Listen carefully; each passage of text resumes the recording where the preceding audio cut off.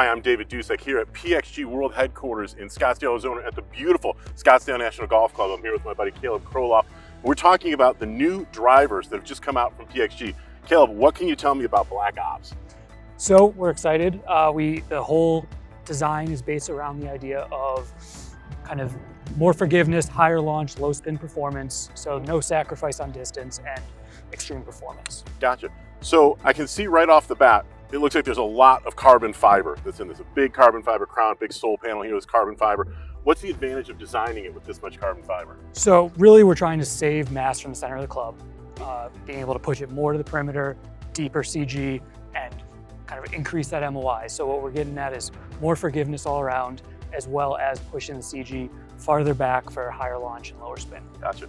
You were also telling me a little bit before that you've got a new material in the face. What are you guys willing to divulge about this material? So I'm not going to give you the exact material, it's proprietary, but basically what we did was we went through and we were looking for something better. So we decided to take our Gen 6 head and try it with a whole bunch of different materials, different kind of material properties, and looking for something that improved on what was already working really well for us. And so what we found was that this new material launched higher, spun lower, and really kind of produced that kind of more distance, really more than I've seen ever, and just changing material on the face. So we were really excited about it. So one of the other things that's really interesting to me is that there are movable weights in both of these drivers, but they're set up in very different ways. So I've got the standard Black Ops. Tell me about how you guys have set up the movable weights here. So first of all, we're always looking to have the weights as polar as possible, because by having it around the perimeter, it's going to produce the most forgiveness, more mass away from the center of gravity for more MOI.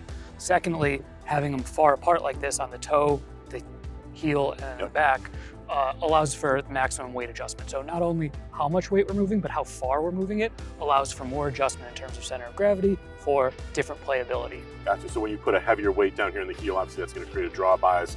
Put it out in the toe, I'm assuming that creates a fade. Put it in the back, you're really maximizing out the moment of inertia.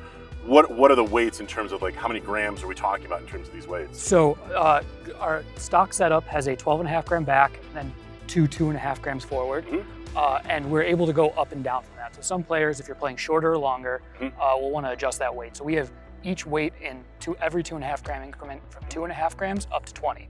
Now you've got the Tour 1 head, which has got, again, 3 weights, but a different configuration. Talk to me about that. Yeah, so it's a little bit different, and part of that is just the overall design aesthetic of the head. You can see there's a little bit more pronounced of a pop out on the bottom.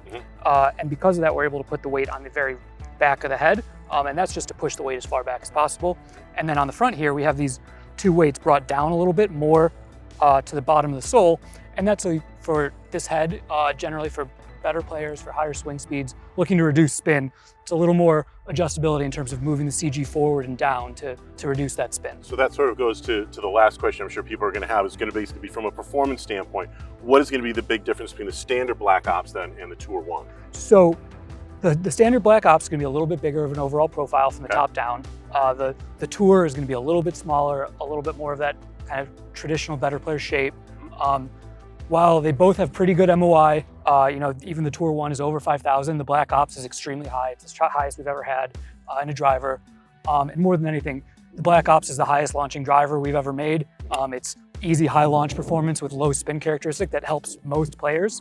But for those players who struggle with a little too much spin or looking for a little more speed, but aren't worried about help getting the ball up, Tour 1's a great option. Thanks a lot. That's really cool. So if you're going to be in the market for a new driver in 2024, you want to talk to a good custom fitter about the PXG Black Ops family of drivers.